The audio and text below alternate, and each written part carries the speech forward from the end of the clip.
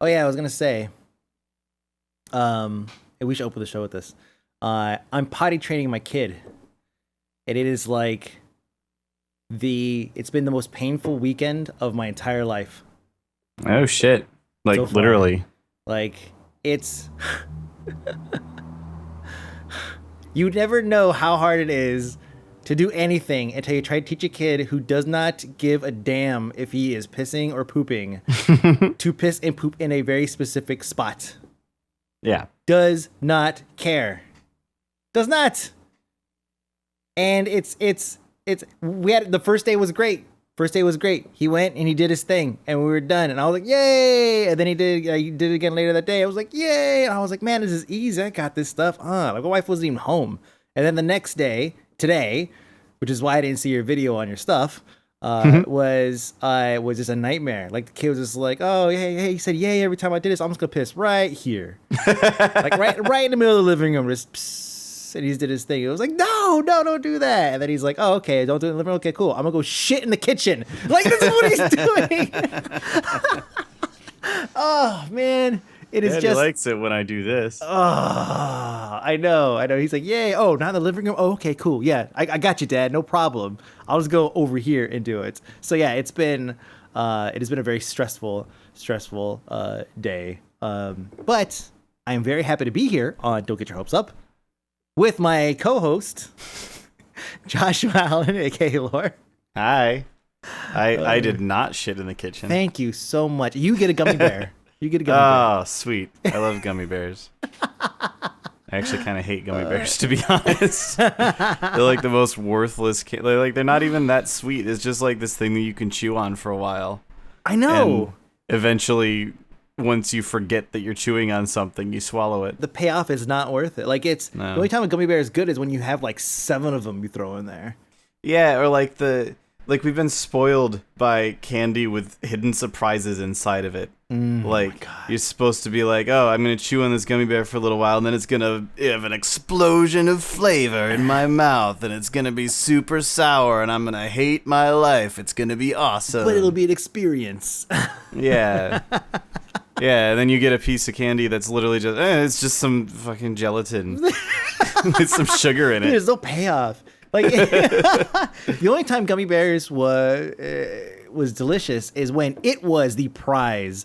You remember that that oatmeal, that instant oatmeal that you'd make, and it had like little nubs of like things in the middle of oats clusters. But then like when you cook it, like little gummy bears came out. Like that was awesome. Yeah. And it was like, yay, that's when gummy bears was great because it was the prize. Yeah, it's like, I don't want a candy that's just one candy. I want it to be 2 or 3 different candies that I work my way through. I want to be led. I don't want the single. I don't want gummy bears the single. I want the EP. Experience. Next week on Gummy Snobs. Pinkies out, bitches. Yeah. Yeah, seriously. So yeah, you've been busy. I've been while my kid has been walking around the house and smearing feces all over every other wall. He actually hasn't really done that yet, thank God. But yeah, while he's not been doing that, I've been watching you on the TVs. Yes. Yeah. Been spruced up and looking all good up there. I wore a suit. Okay, I wore the top half of a suit. I never had to stand up from behind that desk. It was just jeans behind the desk. I was like, both me and Jared, who I was casting with, were like, we're never going to move from this spot. It does not matter what's below the belt. So it was just like shirts not tucked in, like just sitting there. The slummiest people that have ever existed, but it looked great on camera. You should I feel like you do this often enough that you can make it a thing. Like, get some heart pattern shorts, boxers, right? Technically not underwear. Or get like some Jenkos or something. Like, just the most ridiculous bottom halves you could think of. Yeah, like the bottom half of Spider-Man pajamas or something. Yeah. And some Uggs. Yeah. Moon boots. Just be like, thanks everybody, and then just one time I just get up and walk off. Everyone's like, what the Spider-Man. Yeah. But yeah, so I was casting the first of the 3 North American online qualifier cups for the WoW Arena tournament this year on Saturday. And that was a lot of fun. 2 days prior to that, I also cast the finals of a internal Blizzard Heroes of the Storm tournament. Jeez. So I've been doing a lot of casting lately, and my voice is kind of mad at me. Yeah, that was our don't get your hopes up day. Yeah, exactly. But, like, hey, I'd imagine if you're talking all day, you're probably done. Yeah, like I was done at like 9:30. With the done with the casting at like 9:30, but I was literally done being a human being at like 9:30. Also, I was like, no, I can totally do it. Don't get your hopes. It'll be fine. And then I didn't talk for like 2 minutes, and you know how like when your voice starts to go and you've been like shouting the entire time, and you're like, no, it's fine, and then you shut up for a few minutes, then you try to talk again, and you're just like. Yep, and you're like, I forgot I have to talk like this all the time. Yeah. I watched for a little bit on Saturday, and I didn't even really watch. I watched the matches, which is, you know, they're great and everything, but the names were just so goddamn good. Every time you'd go back and you would talk about, is butter a carb? Yeah. Yeah, it's like serious, you know. And it was funny because who was the other caster's name? I forget, but he Beats by Drake. He kept on, he kept switching the name around. So the name was Is Butter a Carb, but he every once in a while he would switch it up and he'd say butter is a carb. He was answering the question. Yeah. But you mean Jared was saying that? Yes, yes. Ni hao, I think one Sorry, of the players you said caster, and I immediately went through every single like spellcaster that was playing. Like, wait, which of the was it? Chanimal? Was it Majidin? Was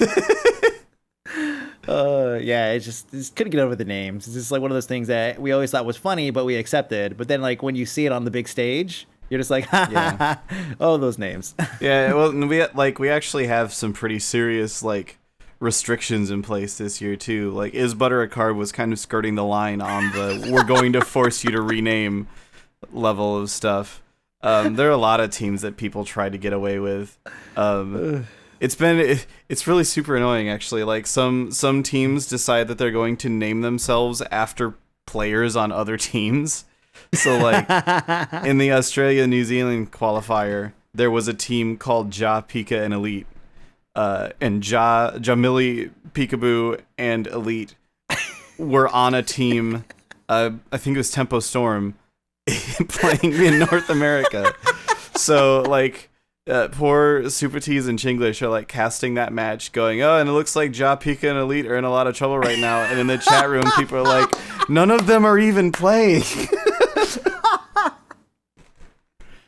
And it's like, oh my god. And so eventually they just like abbreviated it to JPE because seriously, guys, come on. That is pretty genius though. That is pretty good. It's the sort of thing that's really, really funny until you're trying to run a serious esports tournament and have people take you seriously, and then you're like, okay guys, come on, seriously. Like, really, do you actually want this to be a successful esport, or do you just want to make funny jokes the entire time? Because if you want to make funny jokes the entire time, you just go set yourself up a Twitch channel. But it's like horse racing. So when it's clever, I'm totally cool with it. Right. Like when you have like a horse whose name is Hoof Hearted, like that's hilarious. Okay, like that.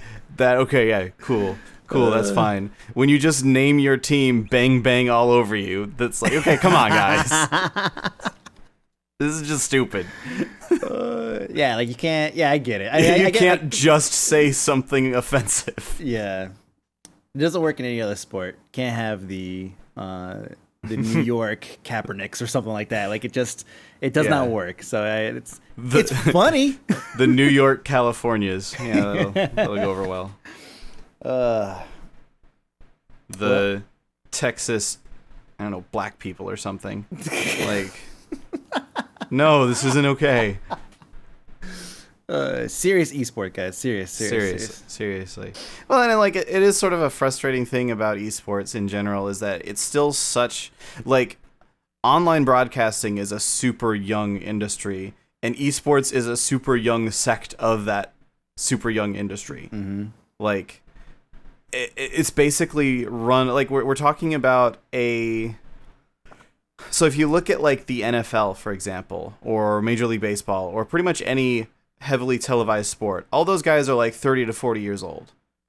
Sometimes in their, like, 20s, but if they're in their 20s, they're a rookie, right? Like, this is a really, really young guy getting into this sport.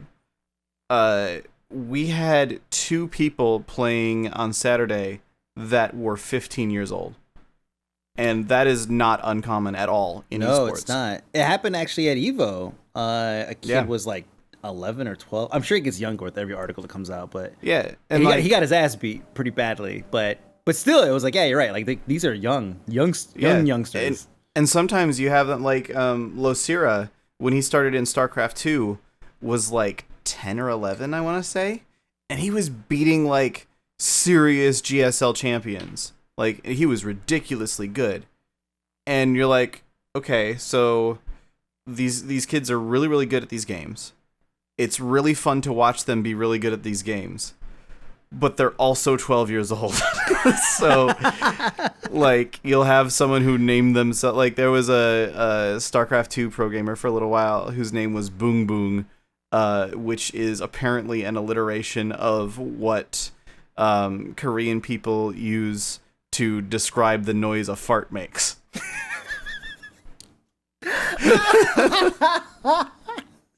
So it's like, okay.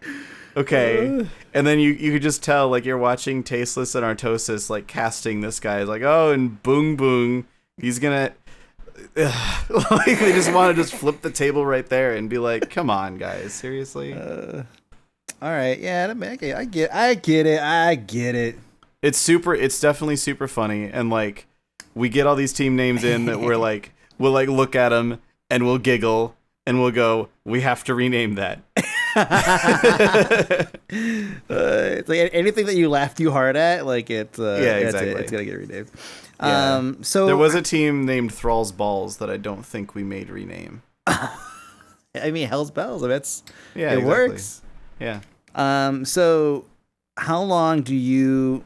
Just out of curiosity, like, first off, I mean, knowing you for so long, I feel like I'm already pretty comfortable with this, but I feel like the people at home are definitely wondering, like, how does the grooming portion of your hair, like, how does that take place? And I'm kind of genuinely curious myself, like, how often do you get a cut? When you get a cut, what do you tell them? Because it looks great on TV. Like, as big and crazy as it is, it actually looks good. So, okay.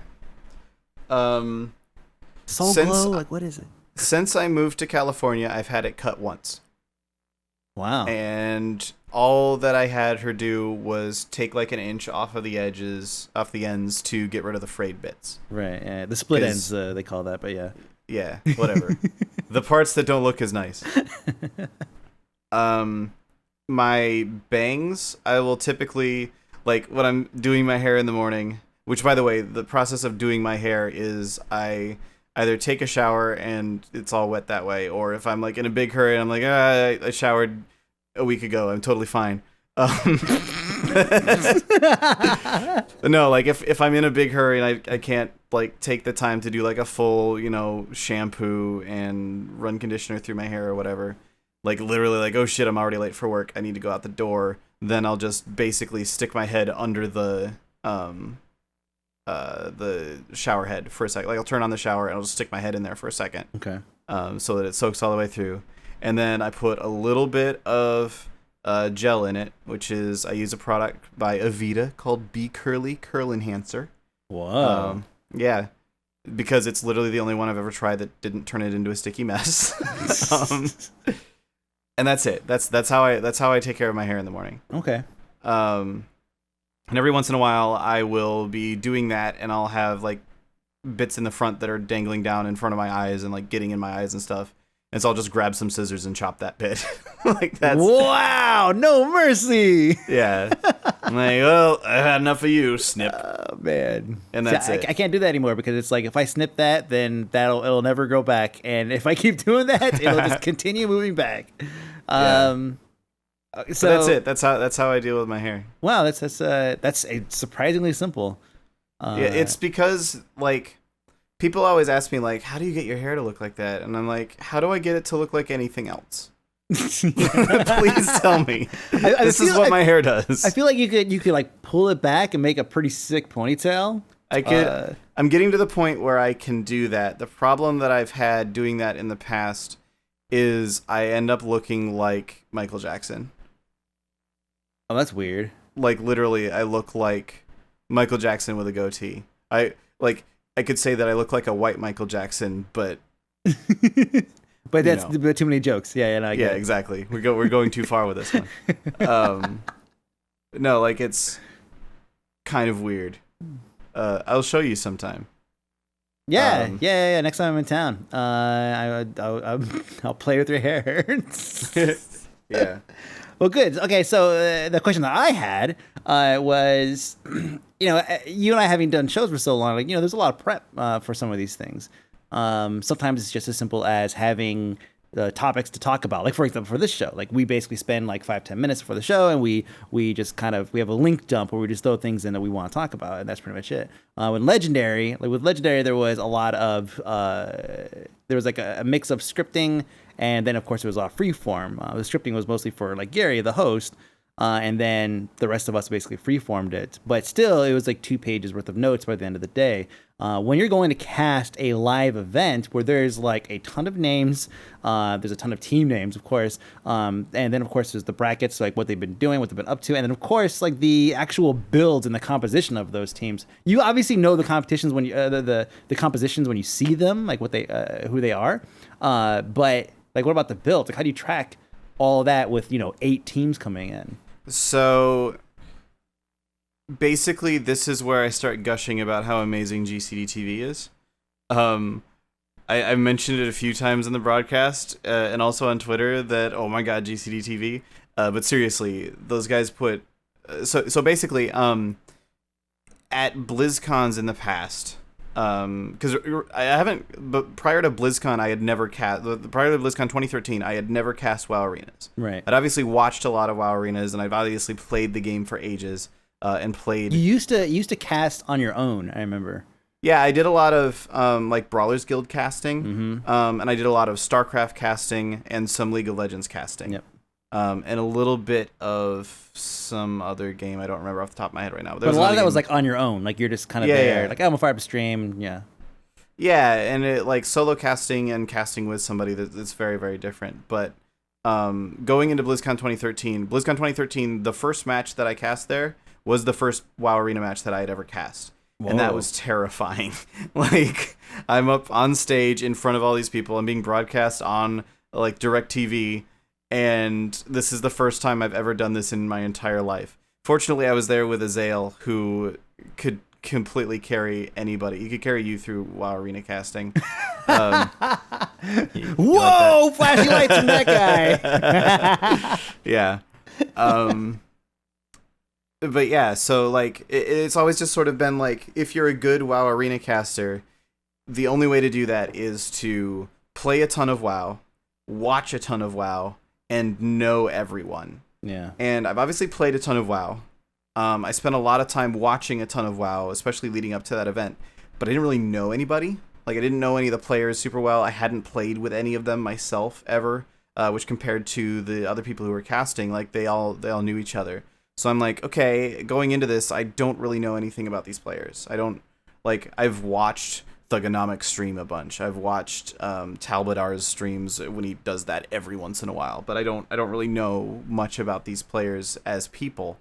And that's always kind of like, that's when you see people going, oh, okay, so let's talk about mages for a little while. They have polymorph, and it's a pretty good season. Like, that's what happens when you don't really know anything. Yeah.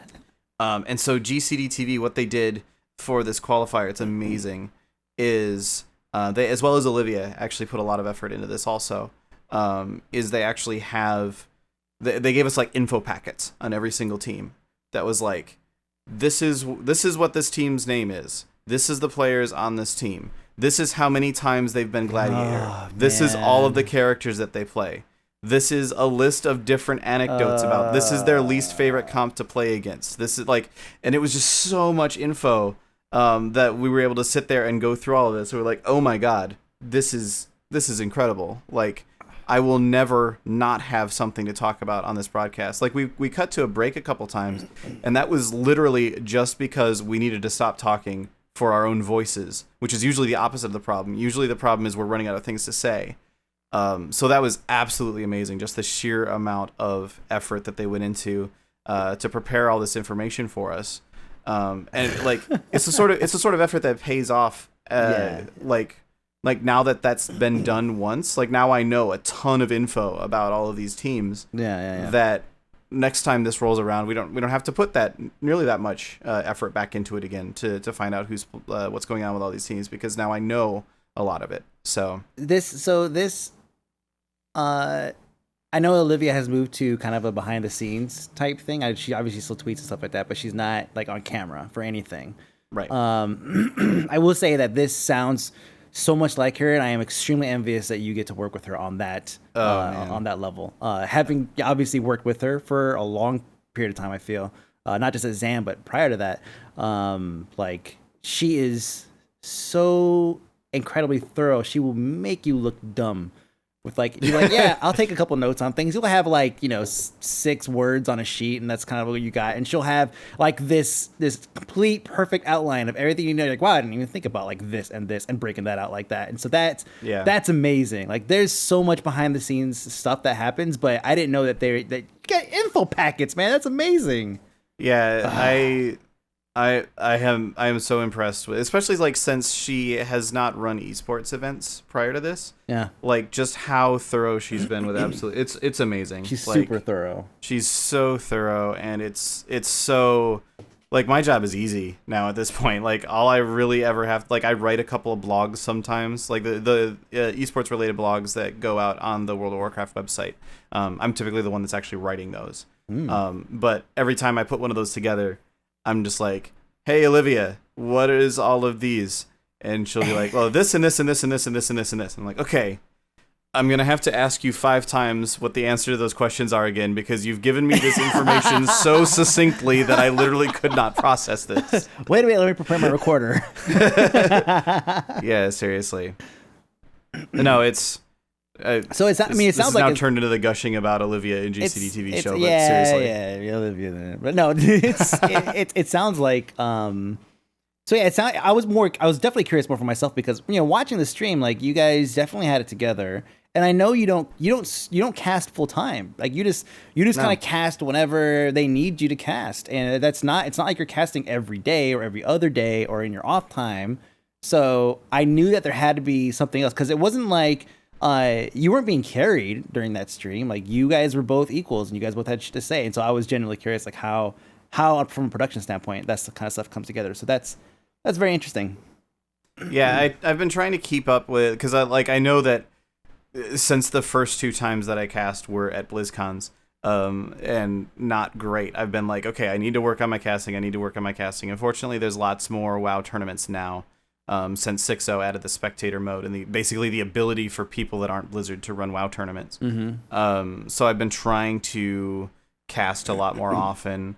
My general goal is to try to cast something once a month. I don't always manage that, but like every once in a while GCD will be like, hey, we need a caster tomorrow night. Are you available? And I'll be like, yeah, totally. I'll jump in. Or somebody else will be like, Lord, could we get you to jump in and cast a couple of games for this? I'm like, yeah, it's fine. Yeah, I got this. Yeah. I've been doing this. It's a lot of fun, though. Like, I've always really, really enjoyed casting and doing, like, esports commentary. And being able to do that now for the game that I've played for 10 years is really cool. That's awesome. So that's what you did on Saturday. The first half of the show. That was your what did Josh do? So what'd you do? What'd you do today? Today I streamed a bunch. Oh, what'd you stream? I streamed a bunch of WoW, just random stuff. I was doing some random BGs on my monk. But the other thing that I did today is I put out a video about my game, my tabletop game that I'm working on, which I've decided to call for now Project Deck. So yeah, this is the video that I didn't see, which means I don't know what DEC, the acronym, stands for. It stands for totally made up before the no. It stands for draw, explore, confront, kill. And literally that was because I thought I thought that Project Deck sounded cool. So I was like, I wonder if I can make that into an acronym. It's one of those like backronyms, like you go backwards and you take a word that you backronyms. Oh god. Yeah, you take that's actually a term. You take a word that you want to be an acronym and you figure out what that could be. Like the selfie camera in World of Warcraft. Yeah. It's like, I don't even remember what it stands for. But yeah. You just make it work. You make it work. Yeah. So I put out a video that talks about what that game is a little bit and some of the sort of core concepts about it. As well as some general ideas for the future, and you should totally check it out if you're interested. I'm pretty excited to be working on it. I'm going to try and start putting out regular video sort of discussion updates as I continue developing it, just kind of giving this is what I've decided to do and why sort of thought behind it. Just because I think that could also be kind of a cool video series of going through the development process on a game. Mm-hmm. Like, I think that would be interesting to show, because a lot of times decisions in game design end up being made, and you sort of look at them in a vacuum and you go, why the fuck would anyone ever do that? But then you realize it's because there were 43 different problems that they had to solve. It's like a dev blog. Like, that's basically what it is. And I think that's neat. Like, I love watching some of that stuff. I mean, it's a lot of times you have dev blogs that are actual written blogs, and you have dev vlogs that accompany them that are typically these very... very short, like Space Engineers does it. Like they'll have a bunch of fixes and they'll have a bunch of things, and then they'll highlight like the top 2 things for every week. But in your case, it's going to be a bit more flipped. It's going to be more discussion. Like I'm imagining you're probably going to do it a bit more Marmot style, like just kind of or vlog style, what a Marmot style shot works. We're going to be just kind of discussing and talking about the decisions you're making, the things that you're doing for this project, right? Yeah, definitely. Like I completely edited the video that I put out today exactly like I used to edit the Weekly Marmot. Mm-hmm. So yeah, I know. I watched the first minute of it. It's like, oh god, it's Marmot. Oh, flashback. Oh damn. So what have you been up to other than kids shitting everywhere? You only shit in the kitchen once. But goddamn, it only that was takes enough. once, man. That was enough, man. That's all it took. I'm never eating anything that comes out of your kitchen. Oh man, we sterilized the shit out of it. Shit out of it. But yeah. Did you burn it? I wanted to. I was just like, really? Like, I can't believe this. But anyways. God damn. So over the past like couple months, I've just anytime I have a thing that pops up that I really like, I feel like I need to tell people, then I'll kind of make a video for it, right? So like for example, the BFF report-ish on Dirt, which is Dirt Rally, which is a fucking phenomenal racing game, but not for everybody. And I felt like, you know what, like the Dirt series was something that was very accessible up until this point. And I felt like people needed to know. Like a lot of people, if you own Dirt up through 3, and then of course, what was that, Dirt Showdown, like you probably feel like you have enough dirt and you're good. But I wanted to kind of show it's like, well, this is not like that. It's different, and it's more of a simulator than anything. So anyways, I made the BF report-ish on it, and that was a lot of fun. I enjoyed doing it. And then, now I'm playing this game called Secrets of Grindia, which is an indie game that's been in development for like 3.5, 4 years, probably longer actually. That's just the oldest video I could find on it. It depends on what you've played in the past, but it's a lot of people compare it to obviously Secret of Mana, whatever. And for me, it's more like Crystalis, which is an old Nintendo game. A little bit of Link to the Past. Kind of also, I'm sure obviously you played that. Yeah. So it's basically a top-down action kind of RPG play style where you have some destructible elements in the environment, almost exactly like Link to the Past. And then you have a progression, you have quests and all that. Anyways, I played through the what they have so far for because it's early access game of the main campaign. And that was a lot of fun. There's a lot of story, and they divide it up into temples, just like dungeons, right? And the 2 temples they have in the game right now are very different. Like, it's not like, like some games where it's like, okay, it's dungeon 1, and then you go to dungeon 2. It's like, okay, this is basically like dungeon 1, but it adds this. Like, they were way different mechanics and everything. And then Destiny. Yeah. There's like bosses left and right, and they do the whole like they flash a manga style drawing, like you're fighting so and so, so a boss, and then you go into the actual fight itself. But it was the campaign was super fun, and I kind of briefly touched on the arcade mode in my Indie for Breakfast that I made for the game. I just kind of touched like, oh yeah, they have an endless mode, and that's pretty much it. And then I went to campaign. But I fucked up there because the arcade mode is easily the best part of the game. I mean, the campaign mode is great, but that's kind of like campaign mode in any game that has a multiplayer focus, like Call of Duty or something. It's like, hey, campaign mode, that's pretty great. Yeah, you beat campaign, sweet, But like the arcade mode is where it comes into play, where it's basically it's all procedurally generated, roguelike styles. You die and then you basically go back to the beginning, but you have an overarching progression that happens. As your character, whatever score you get at the end of a run, it accumulates into your total score for that character, and you basically have these tiers. Every time you unlock a tier, you get a quest, and then you have to go and complete that quest inside of this, this arcade mode. And then you unlock a new, you basically keep upgrading your town. You add more people, you add new things. Like right now I have, I don't know how many levels in I am now, but I have a statue that basically is a statue of the character that represents the highest score. Because I have it on random, so every time I do a new run, it generates a new character at random, just to kind of change things up a little bit. So that statue will change to whatever the look of the highest score run that you've had. And that's like one small little thing that I just earned just by playing this random mode. But anyways, like that game has been eating up a lot of my time. I think I'm probably like 10 or 11 hours in. And that may not seem like a lot, but if you consider that I've been doing nothing but sitting downstairs and potty training my kid all weekend and not playing at all, that's a lot of time. It's a $15 game, and it's just like I should have made the damn video on freaking arcade mode because I didn't realize it was all its progression and all that stuff. And nice. The bosses are randomized. I mean, it feels like take everything the way I described the game to you in terms of gameplay wise, and then. Like now think of Binding of Isaac, where it's like you have this endless replayability. You go in and you complete the first stage, you complete the second stage, but you keep dying at the fourth stage. And eventually you get to the point to where you finally beat the fourth stage. Now you're at the fifth stage, and it's like, well, what really changed that made you beat the fourth stage? Well, you didn't really unlock too many things that made you necessarily stronger. Like maybe you start off with 25 more health.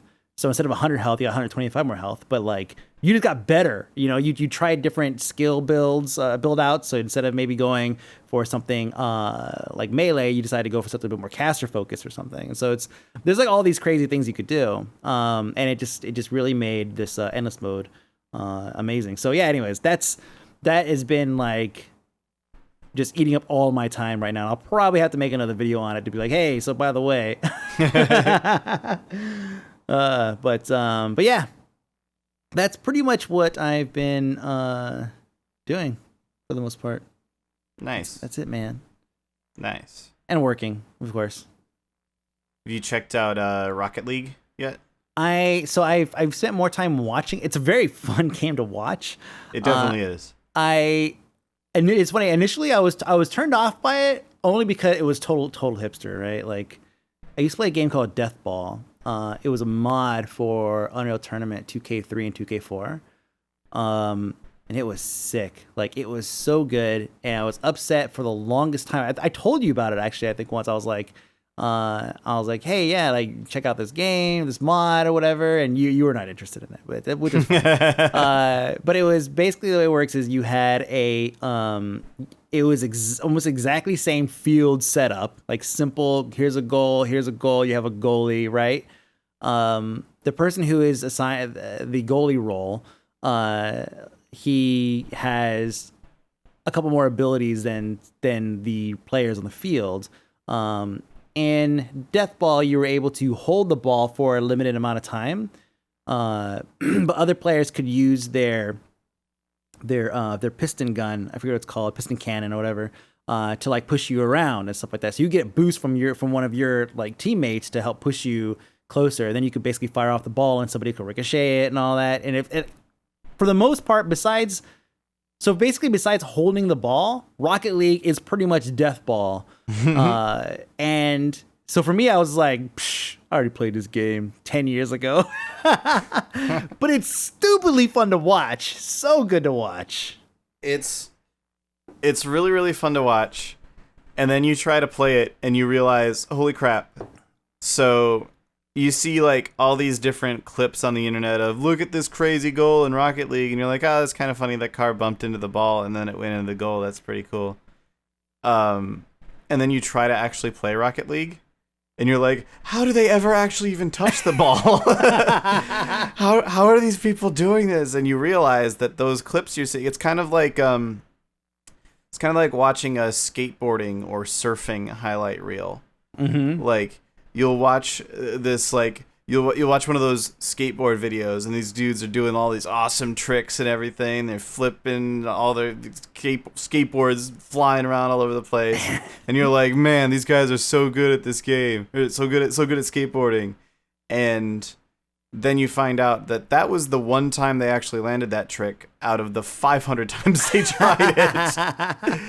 And you're like, oh man, it's a really, really fun game. They have an awesome.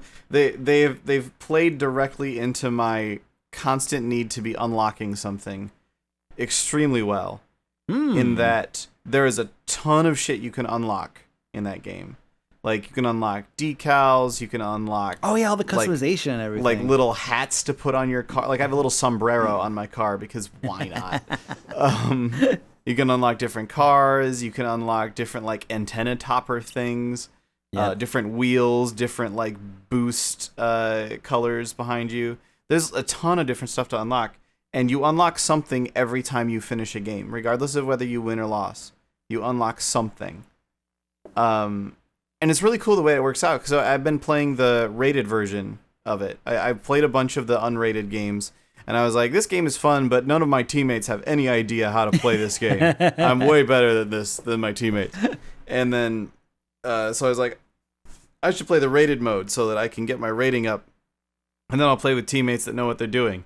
And then I started playing the rated mode. I was like, I have no idea how to play this game. I have no idea what I'm doing. Yeah. You see these guys now, like, even in the first couple of rated games I've played, which you start out at the bottom. Like, you start with a rating of 100. And it just pretty much goes up from there. I think you can go below 100, but obviously not by much. And like the first game I won, and it took me up to 170 just to give it an idea of how much you move around when you win and lose. So the first game that I played, I get in there, and this is like at the bottom level of the rated ladder, and there's guys like going towards the ball, and then at the last second hitting their boost and swerving to the side and jumping up in the air, and then jumping again and spinning their car around so that their back wheel hits the ball and it goes flying up in the air over everybody else's car and into the goal. And you're like, there's no possible way you meant to do that. You're just mashing buttons.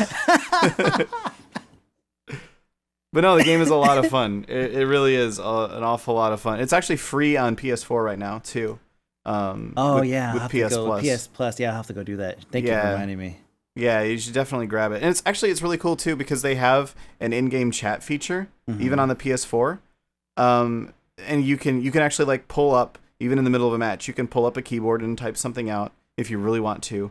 But they also have like a VGS style If I push right and then up, it says OMG or something like that. Oh yeah. Yeah, so I don't know why we don't see more online multiplayer console games doing stuff like that. There are a few, but yeah, you're right. It's one of those things where it's like do the developers just look at text chatting and be like nope, and not think of an alternative, because there's a lot of games that do offer that kind of setup, but like not enough. How much better would grouping with random people in Destiny be if instead of the D-pad letting you dance awkwardly for no good reason, you could have pretty much that exact same system. So that's like I push down and then another direction. It says go here or stay away from here or kill that enemy or whatever. Mm-hmm. Like if I could just call out basic commands to my teammates, then I would probably still play Destiny, to be honest. Because like my whole thing is I'm happy to I'm actually totally fine with going and using like r/fire teams or Destiny LFG or whatever. I just don't want to have to talk to these people. Like I'm sitting on my couch, I'm trying to relax a little bit. Yeah. And like sure the raids are relatively hardcore, but I don't necessarily even care about doing the raids that much. I just want to do like the weekly nightfall and stuff. And like I guess at max level it becomes unavailable again to do in a random queue. And I'm like, I don't care.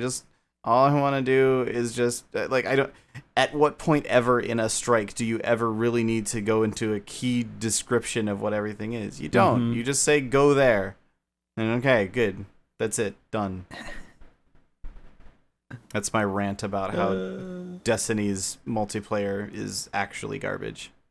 Yeah. Man, I wish I could get back into Destiny. I really wanted the PvP to hook me more than it did. The PvP has me, great, but like, I feel like I played enough Halo, I played enough UT, I don't feel like I need to I want something else. And I think the problem is that I have Warframe, and Warframe kind of quenches the PvE side of it. So while I love Bungie, I love Bungie to death, I wanted more story out of the first one because I love Bungie's storytelling just in general, and so I expected more. And so they lost me basically. And I played a lot of PvP in Bungie in Destiny, but I mean after a while I was just kind of like, I can just play Warframe or play any other shooter and be okay with it on the PC and not the hassle with the PS4. Yeah, it's kind of annoying in a way, like so the PvP, because there isn't like a set upgrade path for anything, it feels way too random with the rewards, and also the rewards that you get are kind of garbage from PvP. So it's like, okay, I need to farm a whole ton of marks so that I can buy gear, but the gear doesn't really help me that much. I guess it has like the extra, like it was just weird the way the level advantages disabled but not really thing kind of worked. Yeah. It was frustrating. Whereas like you look at a game like Call of Duty, for example, in that series, like if you're a higher level in Call of Duty, you actually do get advantages in that you have more guns that you can use. You have more options with your loadout. Yep. A lot of shooters are like that. There's that progression element. Yeah, definitely. And I like that. I think it works, like it actually works really, really well in Call of Duty. Like you get to a point where like, oh shit, I unlocked the honey badger. It's such a good weapon. I'm gonna use the honey badger all the time. And it's like, okay, that's cool, but you still have more stuff that you can actually, thinking about it, basically what happened for me in Call of Duty when I was playing I want to say it was Ghost that I was playing, is that I did unlock the honey badger, and I was like, well, this gun is perfect for the way that I play. I don't want any more upgrades now. I don't care about anything else. There's nothing like, and that specific weapon even had like locked in like silencer and stuff, so there wasn't even like different ways I could load it out or whatever. So I'm like, well, I guess I'm done now. Yeah, don't get me wrong, the PvP element of Destiny is fantastic. It's really good. It's a lot of fun. It's the right mix of gunplay and like magic, right? Like it's a really good mix, and it's a lot of fun. And the map rotation is varied enough where you can become an expert at a certain level and still be learning something else. and not everything is going to be like a complete, oh God, I've never played this map. I never played this map. I never played this map, you know? But the main problem for me is, and you know, this is definitely me. There's a lot of console players that are perfectly fine with it. But, you know, for me, it's like, my console is my leisure machine. You know, it's like, it does live in the living room. Like my PS4 is downstairs. But what's funny is, like, here's the games that I have on my PS4. SteamWorld Dig, PC game. Warframe, PC game. Terraria, Minecraft. Do you see a trend here? Yeah. It's basically a PC where it's a remote PC. And Destiny was just a nice to have for a while there, but you know, now it's like the hassle of having to use the PS4, whereas, you know, it's like me primarily being a PC gamer, like to have to fire that up and swap sources, which seems super simple, but you know, it's kind of like I should just be able to double click on an EXE and just go to town, but I can't do that. Yeah, it didn't really warrant its position up here next to the almighty PC, and so I ended up moving downstairs, and that's pretty much where it's gonna stay. Yep. Oh, Destiny. Although Shizzle is going to keep me abreast on the story. All I have to do is just tell him, yeah, I'm not going to get it. Tell me the story. And he'll basically give me the whole breakdown. That's the best. That's how I've been treating Game of Thrones for ages now. The Shizzle breakdown? Yeah, well, like, not necessarily Shizzle. Like, it's not Shizzle that I've been talking to about it, but, like, there was a point. I'm like 3 seasons behind on Game of Thrones now. So at some point I was like, okay, I'm never going to get caught up on this show. I was kind of interested in what Daenerys was up to and the little Stark kid was up to, and... The little Stark kid, yeah, go on. Yeah, the stabby one. Yeah, stabby one. Yeah, stabby Stark. And I was interested in what Tyrion was up to. Because those were the 3 characters in that show to me that were actually like, oh, I like these characters. I care about what happens to these characters. And everybody else, I was just like, meh, whatever. And so at some point, I just asked like my guild members. I was just like, hey, someone just spoil me on everything these guys have been up to. And I'm sure they did. Oh yeah, they did. So you're I know that Daenerys moved to the moon. Whoa! I didn't know that. Yeah. Arya is now in League of Legends. Right. Yeah. Yeah. And Tyrion became a paladin in the Order of the Silver Hand, and took up Ashbringer to fight the Lich King. I didn't know all this. I'm a little behind, I guess. Sorry, I didn't mean to give you spoilers. Yeah. Wow. Okay. Well, shit. Well, good. I'm caught up then. Thank you. The spoiler police are coming to arrest me. I heard that. I wasn't sure if it was. Whoop whoop. There's a giant fire truck that just went by with its siren going, but like it went by at like 12 miles an hour. So it's like, I want to make sure everybody knows. Yeah, are you just waking everyone up? Is that what you're doing? Fuck this neighborhood in particular.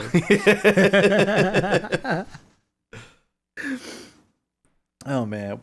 So what were we talking about before the? We were talking about Rocket League. That's right, Rocket League. That's right. So speaking of Rocket League. Here we go. By which I mean, speaking of cars that hit balls. By which I mean, speaking of putting balls in goals. By which I mean, speaking of putting things into something else. By which I mean, speaking of putting people into Vault's Fallout Shelter. Woo! I kind of skipped a little bit at the I was end. wondering because we have a linked up here, and I'm like, which one is this one going to be? Yeah, it's made a lot of money. Yeah, I have to say I'm a little bit surprised. $5.1 million. Yeah. I kind of think that maybe 50.9 million of those dollars was spent by Bethesda. No, not really, but seriously, I'm actually very, very surprised. In a wow, that's really interesting sort of way. Because when I was playing Fallout Shelter, and I have to say I haven't actually been able to play much of it because it runs like absolute garbage on my iPad mini. It keeps crashing on your... Oh. Yeah, I gave up on it. I just could not stand it anymore. Like every 2 to 4 minutes, it would completely crash out and then take another 5 minutes to boot back up again. Just the game runs like complete ass on my iPad mini, which I get that my iPad mini is now like little over 2 years old. But still, come on, man. Come on. I don't need the draggy physics. You could turn that off. Come on. Yeah, seriously. Yeah. Especially like there's 3D graphics in it, but like there didn't need to be. Like it's a game that's way prettier than it needed to be, I think. Yeah, they have this 2.5D type setup. Yeah. Whereas the characters move in a 2D space, where they just kind of move back and forth. Yeah. And they don't have any kind of 3D elements to them. They're just sprites, basically. But the actual space itself is 3D. But it's a very narrow and very simple and lightly textured 3D space. But once you get... so I actually have a vault that is 150 something characters deep. I still check it probably twice a day. Wow. I don't know why. I don't know why. I have a lot of really great games on my iPad, but for some reason that one, I guess because I have a bunch of characters that are constantly upgrading their skills. I have a bunch of characters that are exploring the wasteland, and I want to make sure that I don't leave them out there for too long where they die. Yeah. And yeah, it's just, I mean, every day that goes by, I have less of an urge to go and check. But still, like for the most part, I've been checking it at a minimum of 2 times a day, and those on days where I forget.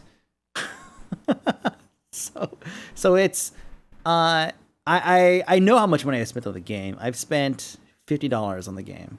That was like when it first came out. I noticed that there was a bit of a wall when you first get started, and those lunch boxes help immensely. And that wall is effectively just money, because the best ways to make money is to like rush things or to get lucky on certain items, certain things that you do. And then, of course, sending people out to the wasteland. The problem with the wasteland thing is you send somebody out for a day, it takes them half a day to get back, right? It's half the amount of time you send them out for. So it's like, damn it, couldn't you guys just like mill around the outside? Did you have to just start walking in a direction and keep going? Yeah, just go do laps. Just go do laps, man. Come on. So the lunch boxes have a pretty high rate of giving you a probability of giving you a card that gives you either 100 credits or caps, or 500 caps. And 500 caps when you first get started is a lot. That's like a few rooms right there, easily. Yeah. 500 caps when your next upgrade for a nuclear reactor is 18,000 caps. That isn't shit. So it doesn't make any sense. And getting the occasional rare NPC, that doesn't mean anything either, because they have higher rated stats, but I have all these rooms that upgrade people's stats. And I also have 160 people. What makes you so special that I need to have you with your stupid outfit come and join my crew when I could probably find that outfit out in the wasteland with the 15 guys I have out there, checking things out? Yeah. So initially it made a lot of sense. I dropped like $40-$50 on it, and that really kind of helped me boost things and get things started. But now at this point where I'm at now, it's like, wow. Like, it helped me get over that crazy first hump of being, out of tokens or out of caps and not being able to really play. But other than that, like, they're useless at end game. Yeah, that's kind of the impression that I got, was like sure, early on, maybe this is just because, Yeah, I don't know. Like I have spent, so I'm still playing Trials Frontier. I have spent at least $100 on that game. Easily, probably closer to $200 on Trials Frontier. I am definitely the sort of person that I have no qualms whatsoever with saying, yeah, I like this game. I will spend some money to get something that is going to help me continue to enjoy playing this game. Yeah, there's a couple episodes ago, like you were going off about that, and you're right. Like you're absolutely right. If you want to, if you like a game, spend money on it. Yeah. Fallout Shelter, I love Fallout, the entire Fallout series. It is impossible for their, like, even though I can't play Fallout Shelter, I still think it's a great game. Like, because I'm not wired in a way that allows me to dislike anything Fallout. It's actually impossible. That's how they get you. It is. I done been got. But I was playing that and I was like, I cannot think of a single reason why I would ever buy this. And even in like their like when they were first talking about Fallout Shelter, they're like, yeah, you can buy extra boxes if you want to, but we're not really looking at it as a money-making venture. It's just kind of like, if you want to buy a box, you can buy a box. If you don't want to buy a box, then you can keep playing the game. Then they didn't put any of the like even Trials has the whole like fuel mechanic, where eventually, like, I've been playing this game so damn much that I've got it's actually really hard for me to use all of my fuel now. But if you like, there's nothing like that in Fallout Shelter. You can just keep playing that constantly. And so I was like, oh, that's cool. That's really, like, at first I was like, it's really interesting that they're doing this and they're releasing what's essentially a free game that they're probably not going to make any money off of as a way to promote Fallout 4. And that was my thinking, was this is just a promotion for Fallout 4. That's cool. And then they made $50 million off of it. $5 million. $5 million, whatever. Then they made whatever, man. Then they made $5 million off of it. Yeah, and it's like, okay, yeah, it's crazy though. Like this game cost them maybe like $2 million to make. If that. Oh man, less than that? Are you kidding me? This is like one of those, like, somebody probably started it as a side project. And then somebody else was like, hey, let's reskin that and make that a thing. Like, we've done it at ZAM a billion times. Side projects become projects that are, officially sanctioned and part of the ZAM network. It totally happens. Yeah. Yeah, I fully... I kind of think that if you start to look at, like, how much it costs in terms of man hours, in terms of QA, in terms of art assets being made, like, the cost can add up. Yeah. So I don't think it was, like... There's a couple $100 in Fallout Shelter, or anything like that. But it definitely didn't cost them $5 million to make it. Way. Yeah, no way. Yeah, like, even if you think about the average developer salary of being like, what, $100K. Well, it depends on where you live. Like, here in the Bay Area, it's like $150K. But I don't know where the developers actually live. But still, it's like, you figure, let's just say $100K per developer, and even if I have, 5 developers sitting on it for a year, which is plenty of time to come up with a game like this and develop it and create it and everything like that, that's still only $500K. Yeah. So it's definitely is a thing that made them a lot of money. That they probably knew was going to make good money, but they probably didn't think it's going to make that much money. I think they were probably going into it sort of going, well, hopefully we'll make money on this, but if not, at least it's a cool advertisement for Fallout 4. Yes. Man. Like, it was probably already worth it for them to get people interested in Fallout, especially getting, like, the mobile games gamer, because so much of the gaming industry nowadays is on mobile. So getting those people interested enough in, and there's this Fallout game coming out that I can buy for my Xbox or whatever. I've been playing that version. I've been playing that on my phone. It must be really cool. I mean, you mean I get to actually go out on the adventures in the PS4 version? I should totally do that. Yeah, like, I can totally see why that would be a valuable thing for them. I just think it's really interesting it's just very, from an almost academic standpoint, interesting that it's been so successful. And it's sort of starting to add some validity to a theory I have, which I think I've talked about before, is that when you're playing a game and you don't feel forced into spending money at all, you are more likely to spend money on it. Mm-hmm. Like, looking at Trials again, like I just keep using Trials and League of Legends, I think, are two great examples of this, at least for me. Neither of those games have I ever felt like I had to spend money to do anything. Like, I certainly felt like in Trials, it would have taken me a lot longer to do things if I didn't spend money. Yeah. But I've always been like, oh yeah, but like, I can totally get this. I guess if you really care about unlocking the outfits or whatever, then you do kind of have to spend money. But like League of Legends also is a game that you totally don't like. There's a lot of pro gamers that make money off of League of Legends and have never spent a cent on it. Mm-hmm. Like I think it's really interesting to look at those and say, you know what? The best way to get people to spend a whole bunch of money on your game is don't beat them over the head about how they should spend money on your game. Just say, this game is fun. You can play it and have fun. And at some point, people will say, I enjoy this game and I would like to spend money to increase my enjoyment of this game. Yeah. You know what? It's funny. You mentioned Trials, and Trials Fusion is a super enjoyable mobile game. Like Frontier. Super enjoyable mobile game. And yeah, I've dropped, even though I'm not really playing it that much anymore, I've definitely dropped a lot of money on the game.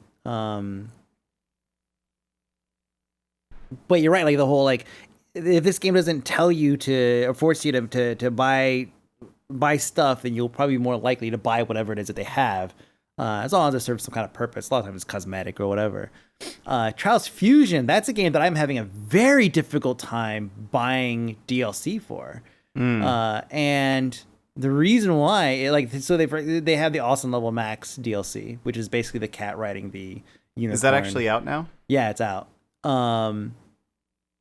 It comes with a whole bunch of other stuff, bunch of tracks, all that stuff. But here's the thing with Trials Fusion is that I don't feel like I need to buy it because there's a lot of custom tracks I could go and download. Yeah. However, what makes it annoying is that there's a ton of tracks, and I haven't played the game in a couple weeks here, so might have this incorrect, but I don't think there's a way to filter by DLC that you like. Basically, can you download and play this track? Because some tracks have DLC content in them, like custom tracks, so you can't play them.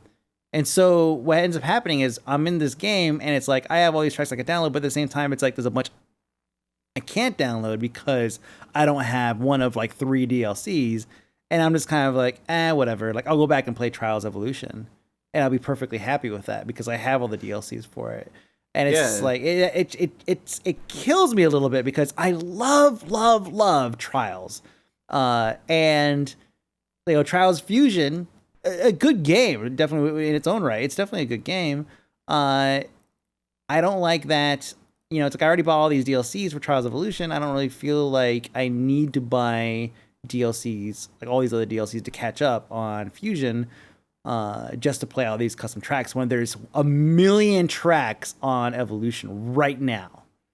Yeah. And then if I don't like any of the tracks on Trials Evolution on PC, I can switch to the Xbox and have another million different tracks to play on there. Yeah. I see what you're saying. I get it. Well, and it's all like looking at Trials as a sort of case study. It's interesting to note that whenever DLC came out for Trials Evolution, like I remember you being like, "Oh my god, this DLC is coming out. It's going to be amazing. There's going to be all this new stuff. It's going to be so cool." Like a new DLC for Trials Evolution was a big deal and everyone was really excited about it. A new DLC for Trials Evolution. A new DLC for Trials Fusion, we're like, oh, I guess I should buy that probably. Mm-hmm. Like it doesn't feel like they're adding to the game, and it's almost entirely because in Trials Evolution, the new DLCs that came out would include things like a new bike. Yeah. Like custom tracks can now have like the shapes and stuff in them. Like they would add a ton of functionality to what the custom tracks could even be. So like if you're the sort of person that plays Trials Evolution and you're like, no, I just spent all my time on Track Central, a new DLC was still a big deal because it meant now the tracks that you download can do a whole ton of cool new stuff that actually affects the gameplay. Yep. Whereas in Trials Fusion, it seems more like, okay, well now I guess we can have volcanoes. There's a little bit more stuff that can sit in the background, like. And that's the thing. They have. I'm looking at it right now. They have 8 DLCs, right? Oh, I'm sorry. They have a season pass, and then they have 7 DLCs. And besides Awesome Level Max, I think there are no other DLCs, and I could be wrong, but I'm pretty certain that none of these other DLCs actually come with a different bike.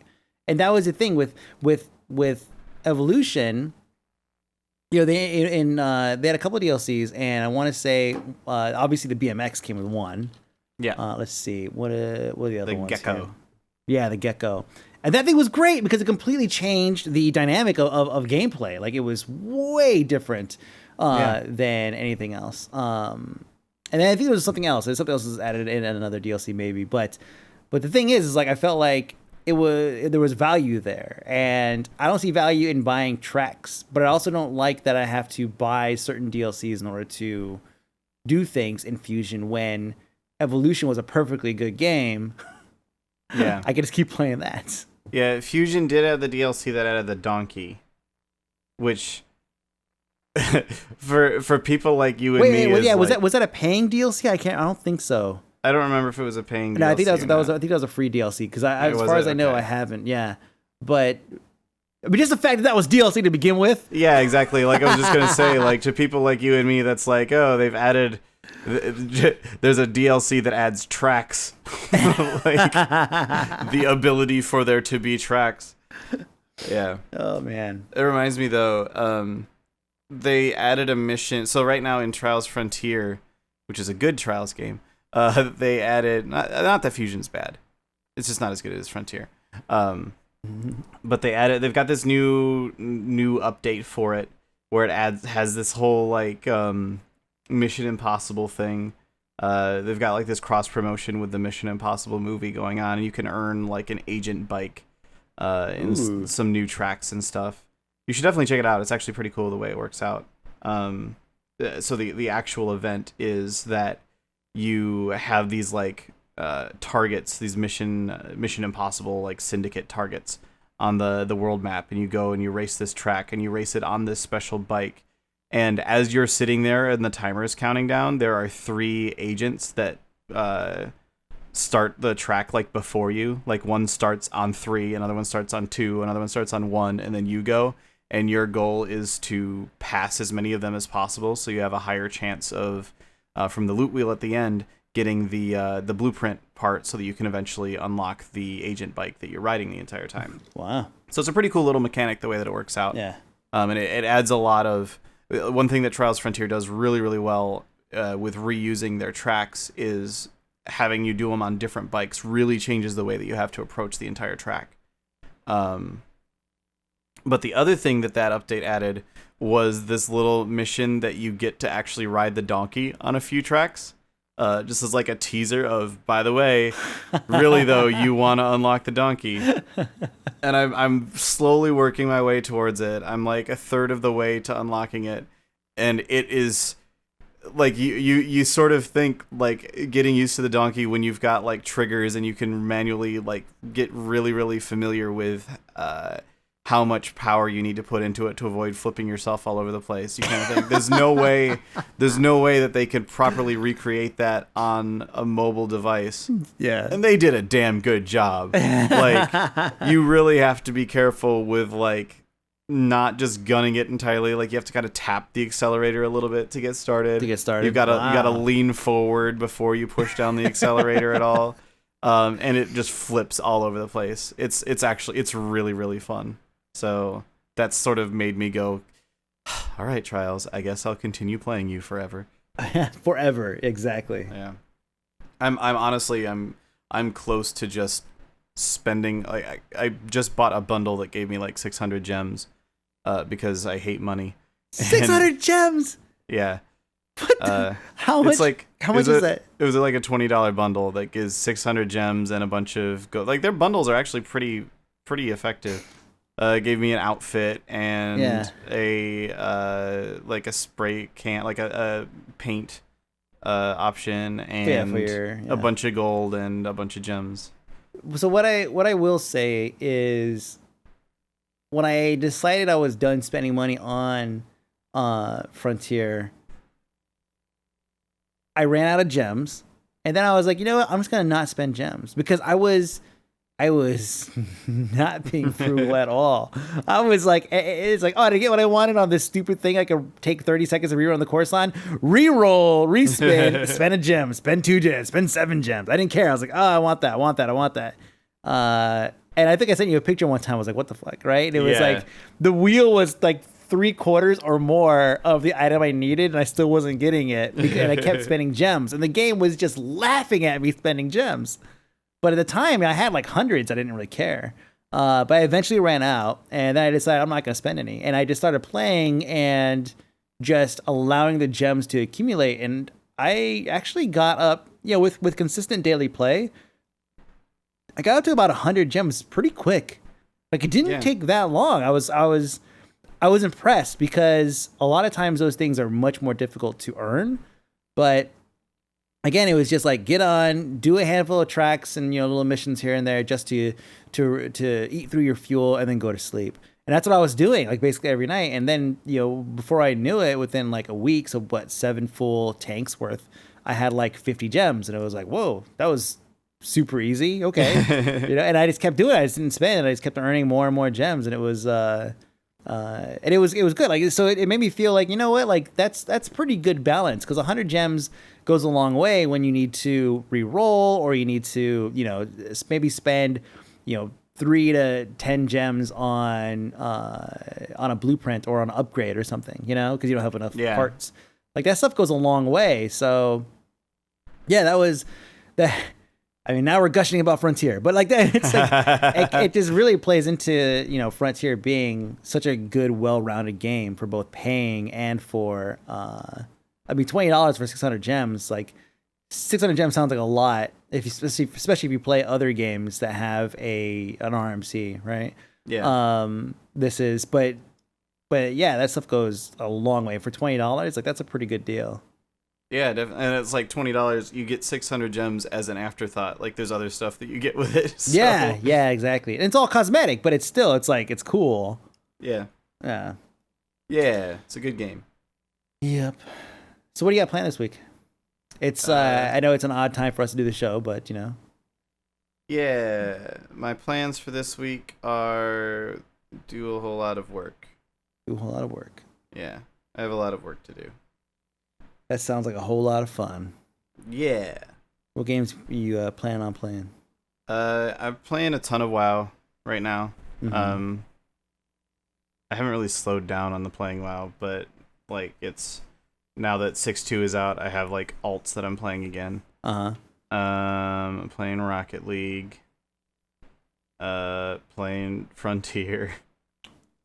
That's about it. That's my games that I'm playing at the moment. So I'll probably continue playing Fallout. Shelter, of course. Yeah. Obviously Grindia.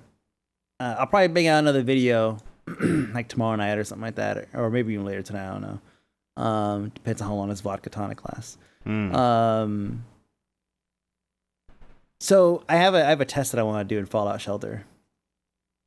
I have this guy, his name's Jericho, and he is max all stats. This guy is like a beast.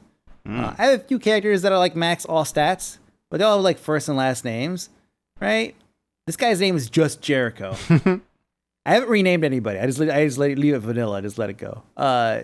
Jericho has been out on crazy long expeditions. He's killed super mutant, crazy Ninja Turtle rats or whatever. He's done a lot of stuff. He's seen some shit, man. Right. So, and then I have a room full of. I have like a couple rooms actually full of dudes in nightgowns or nightwear and girls in nightwear. And in one room, I have a bunch of girls in nightwear that have low charisma, and then I have a bunch of dudes with low charisma. And you have to keep them separated because they'll basically end up just like making babies left and right, and you can't stop them. And then when they actually make a baby, they'll make another baby, and you can't freaking stop them from doing it. They're like rabbits. So they're all segregated. And then I have another room that has a bunch of ladies in nightgowns that have max charisma. And so here's what I want to do, like a test. I want to see how long it takes Jericho to work his way through the different rooms of ladies. And then I want to see how long it takes a regular Joe to basically get worked by a room full of low charisma ladies and high charisma ladies. Because these things are supposed to have an impact on how long it takes for them to basically, consummate the marriage. I don't know what you want to call it, but to basically get it on, right? Like that comes into play. And so I want to see like how long it takes. If I take some, average nerd and throw him into a room full of like, highly charismatic women who are ready to reproduce, and then I throw him to another room of women who are not ready to reproduce, but they will if if you strike up a conversation for long enough or whatever, because that's basically what happens, right? I want to test and see. It sounds dumb, but like I spent so much time in this game, I'm creating meta here, and I need to find a way to keep the game interesting. Yeah. So yeah, Jericho. The Adventures of Jericho. Yeah, and then of course the adventures of the various rooms of different charismatic levels of ladies. So you gotta find a low charisma dude with a decent name too, but like a good low charisma name, like Peter. No, it's it, Peter. Just Peter, yeah. Jericho and versus Peter. Yeah. Peter McPeterovich. I'm sure I have plenty of dudes. Just some young balding guy. Just throw him in there into the different rooms and see how long it takes. I want to time it, just kind of see. I might record it actually, because I feel like this is something that nobody's mathed out yet, and I feel like it needs to be done. I'm doing this for the for the benefit of, I don't know, other people playing the game. You're basically just making Fallout Shelter porn.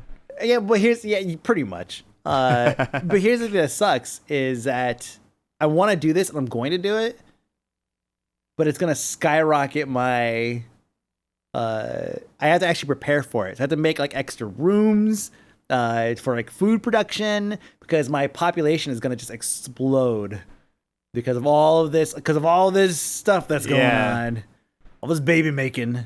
Yeah. And then you're going to have to potty train all of them, and that's going to be so much shit in your kitchen.